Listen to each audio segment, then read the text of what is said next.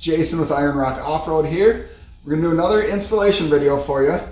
Today we're installing our Rock-Link 3-link upgrade for JK Jeep Wranglers. That would be the 2008 to 2018 Jeep Wranglers. It fits the 4 doors right now without the need to relocate your gas tank. If you want to relocate your gas tank, it will also fit a 2-door. This is the front only long arm upgrade.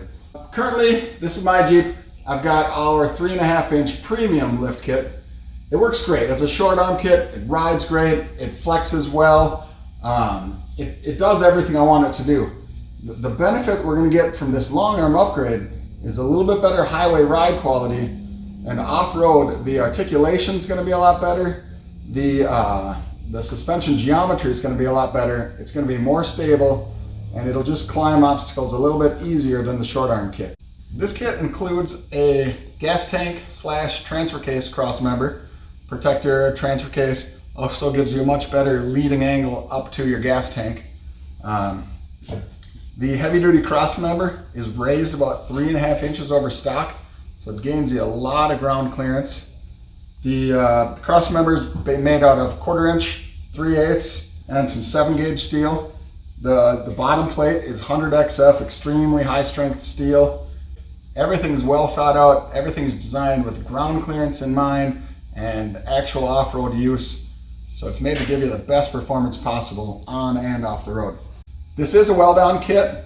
It requires some cutting and welding. It's not too bad. We give you an install tool to make things easier. It does require exhaust modifications. We do sell an exhaust kit that makes that fairly easy. Let's take a look at it. This is our exhaust kit. It's all CNC mandrel bent, aluminized tubing, heavy wall tubing, so it's not gonna rust away to nothing quickly. So basically, to install this, you cut it behind the catalytic converter on both sides, cut it in front of the muffler in the back, slip this in. Fairly easy for exhaust installation. Before you start your installation, the first and most important step is to make sure you received all of your parts. So open every box, look through all the packaging material, find all your parts. The instructions have a whole entire list of everything that you're supposed to get, right down to every single bolt, every nut, every washer. So you definitely want to make sure all your parts are there before you begin. So I like to do as much of the work as I can on the bench. We're going to assemble our control arms and get them ready to bolt in. First step is to assemble the flex ends. So step 1, grab your washer and one of the races.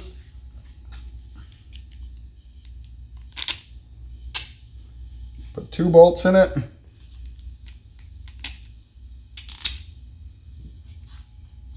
Put a light coat of grease on the inside wear surface. I like to put a light coat of grease on the bore. Drop it in. Might push in. Might take a couple just light hits with a punch and a chisel. Oops, it goes this way. Next, light coat of grease on the ball. This is just regular multi-purpose grease. You don't need anything special, nothing fancy. Just a light coat. You don't need a lot. Any excess is just going to squeeze out anyway. Drop that in. Grab the next race. Light coat on the mating surface. Line it up with the 2 bolts.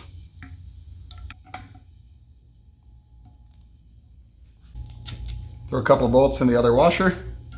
So you'll notice 4 of the bolts go from one side, 4 of the bolts go from the other side. So make sure you line up your bolts with your threaded holes.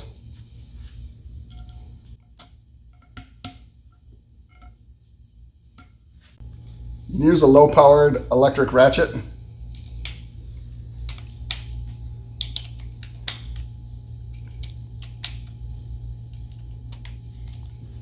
Careful starting your bolts, you don't want to strip anything out. Don't tighten any of them until you get them all started. I've got a torque wrench, it's already set to 50 inch-pounds, so I'm going to torque them all to 50, and then I'm going to torque them all again to 65 inch-pounds. All right, that's a little introduction of our kit. Now let's get to the good part, the installation.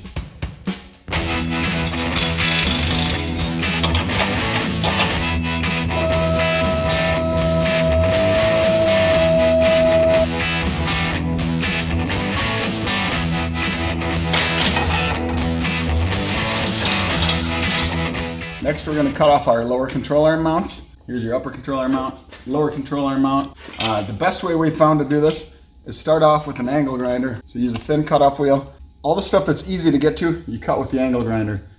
Just cut most of the weld away. You don't have to get all of the weld. And then using a pry bar or an air hammer, you crack the rest of the weld. Once you get a good gap in there, now you can get your Sawzall up in there. A longer blade is nice. You can get the rest of it off there. For cutting the exhaust, we're going to cut it right here before the curly Q. You can see we've marked where we're going to cut it. This little straight section is what you want to keep. So keep as much of the straight pipe as you can. Cut it right here where it starts to curve. On the other side, again, we're keeping as much of the straight section as we can. We're cutting it right at the beginning of the bend. This is the straight section here. You want to keep as much of that as possible. For the rear cut near the muffler, we're keeping the back half of the exhaust. So again, we're keeping as much of this straight section as we can. Cut it right where it starts to bend here.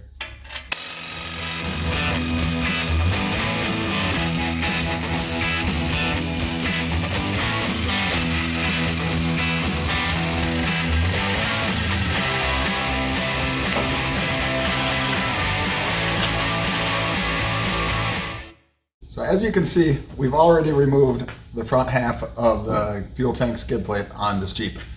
We did that months ago when we were test fitting the skid plate. So I'm going to try to show you as best I can with it missing. We've come up with a pretty good trick for taking this apart. What you're going to want to do, take a silver Sharpie marker, mark the center of each spot weld. So you take a 1/2 inch drill bit. The reason we're using such a large drill bit is because it makes it really difficult to drill through and accidentally drill a hole in your gas tank. So you drill until you can see the seam between the outer piece of material and the inner piece of material. As soon as you can see that seam, you don't need to see the seam all the way around. As soon as you can see it in one spot, you know you've weakened it enough.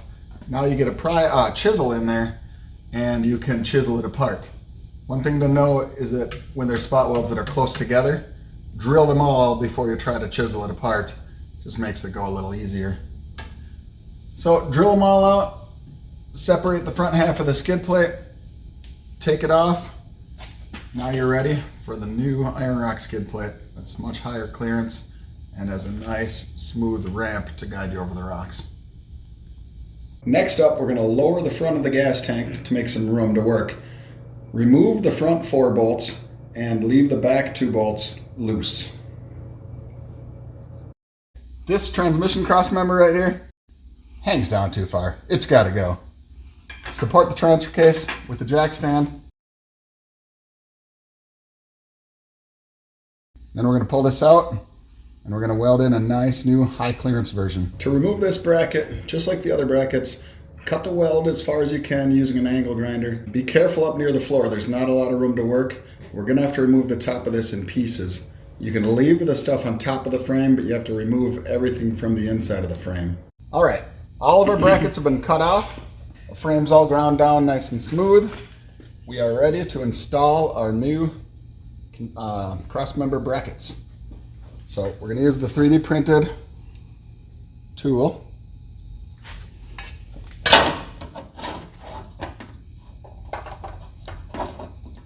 Push it in, hold it in tight. Just eyeball it parallel to the bottom of the frame. And it's clamped in place. You can see it's parallel across the bottom. The seam on the back side right here lines up really nicely. The slot in the middle lines up. All those things let you know that you've got it in the right spot. Now it's time to weld it. Everything is welded. Everything's painted. For paint, we like to use POR 15. When you're welding this, be extremely careful. Cover your gas tank extremely well. Tie back your fuel lines, cover your fuel lines. Use some good quality welding blanket, several layers. Don't take any chances. There's a lot of sparks. There's a lot of gas tank surface. You do not want to have any problems.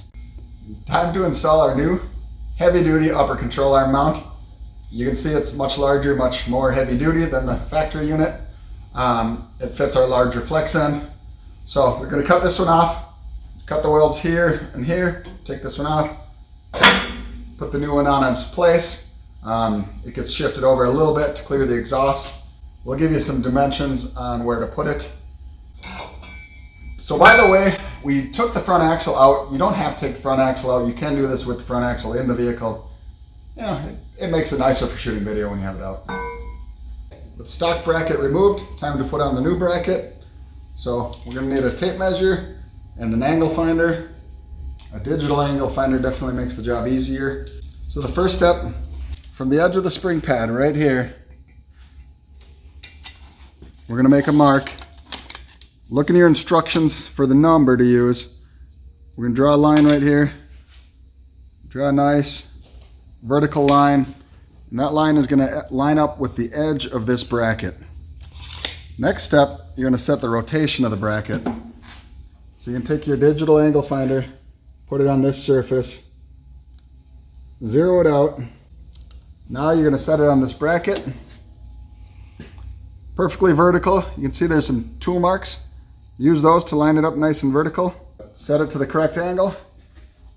I like to make a mark for your rotation.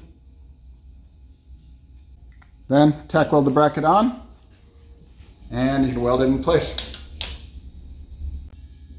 Next step, we're going to install our transmission mount. Going to install it loosely for now. There's adjustment front to rear, so we don't want to adjust it until our cross member is in place. Next up, slip the new Y pipe right onto the muffler, like so. Starting with the passenger side, slip it into the Y pipe, and then up onto the tailpipe coming from the engine. Slip the driver's side piece in, kind of center it up between the two ends. And that's what your exhaust should look like when you're done. Next, we're going to raise the gas tank. Put the rear 4 bolts back in, tighten them up. Leave the front 2 out for now because the new skid plate attaches to those bolts. All right, next up, we're going to throw our new transmission cross member in place. Use a jack stand to help you because it's heavy. Get a bolt in each side. Put your bolts into the transmission mount. Then you can remove the jack stand from underneath the transfer case. Now stand back and take a look at your awesome progress. Next is the exhaust. So we've got it all in place. Support under the resonator with the jack stand. What I'm going for is this resonator being parallel with the frame, not angled down, not angled up. The Y pipe should be nice and flat, horizontal or level on the bottom. Next, you adjust all your pipes until they have the maximum amount of clearance around everything. So equal clearance here. Here I see me to bend my heat shield just a little bit.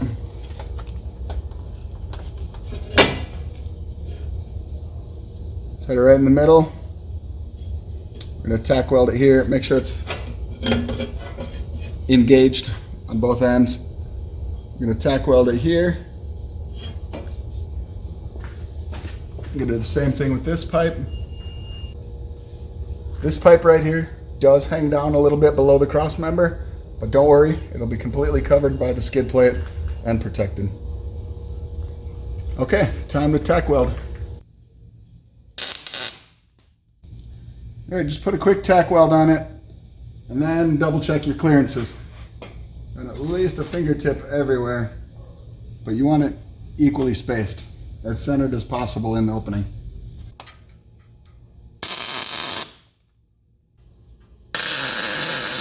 So this being an extremely high ground clearance kit, all the clearances are very tight. So it's very important that you route the exhaust very carefully, get plenty of space around the pipe everywhere you look.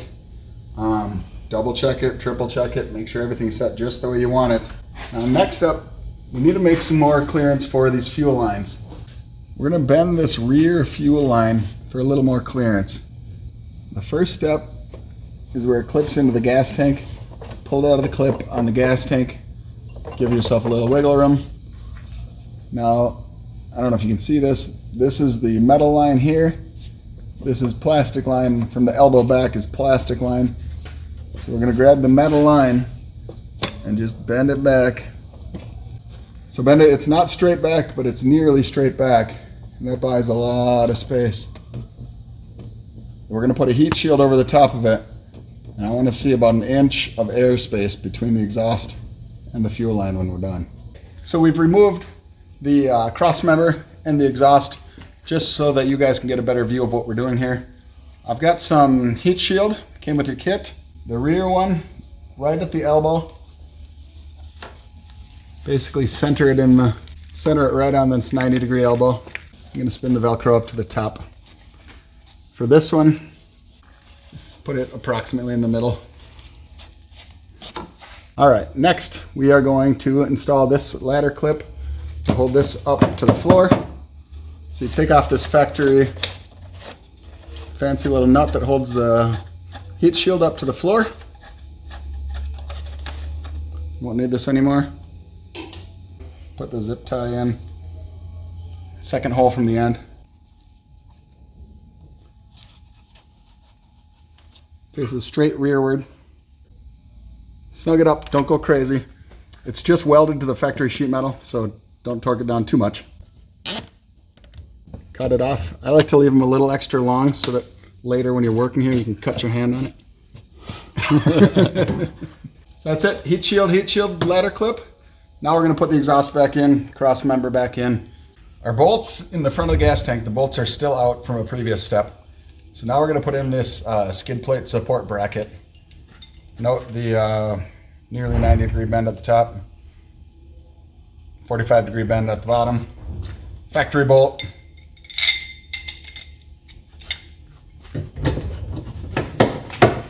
Gonna leave it loose for now. Raise the skid plate up into place, hold it with the jack stand, and then loosely put all the bolts in. Now with all the bolts in loosely, using the skid plate as a template, we're going to drill the mounting holes into the frame.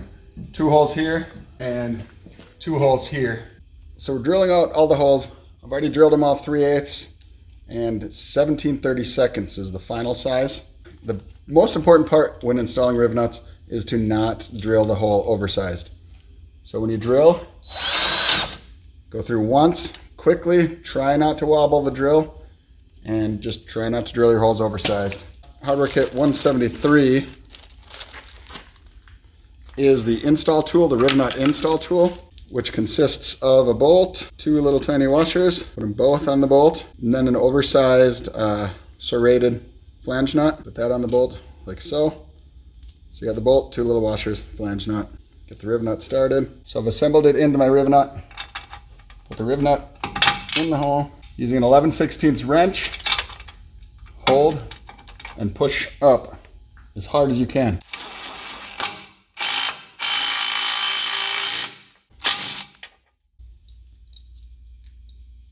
Now's a good time to just kind of take a second to admire what you've done. Cross members in, skid plates in.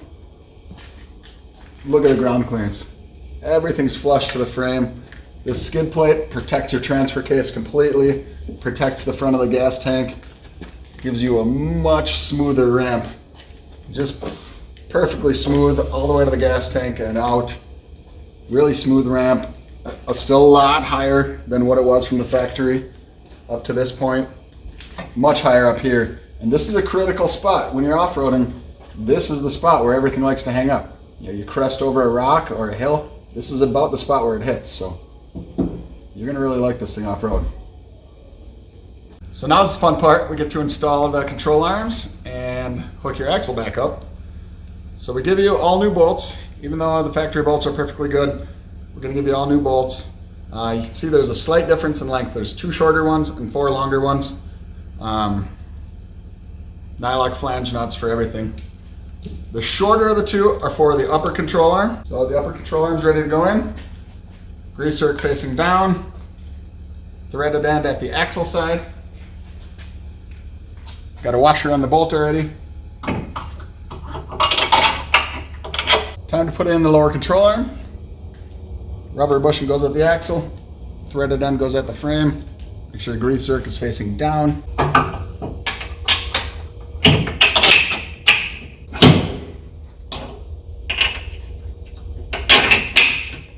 Alright, we're going to go ahead and torque down the upper and lower control arms at the frame side. We can do that because they're flex ends. You wouldn't want to do that if this was a rubber bushing.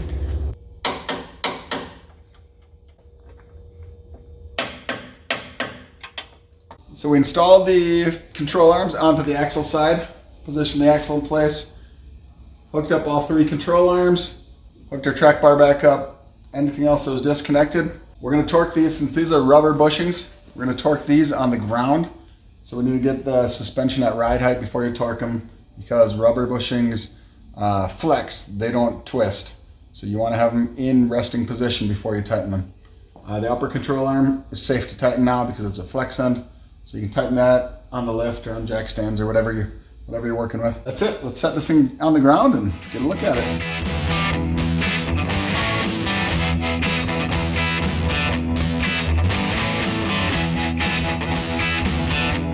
Our installation is now complete. Drove it home last night, spent some time on the highway with it. Let me tell you, it rides like a dream. Just drives really nice down the road. Off-road, it's going to ride much nicer. It's going to soak up the bumps a lot better. The geometry is excellent.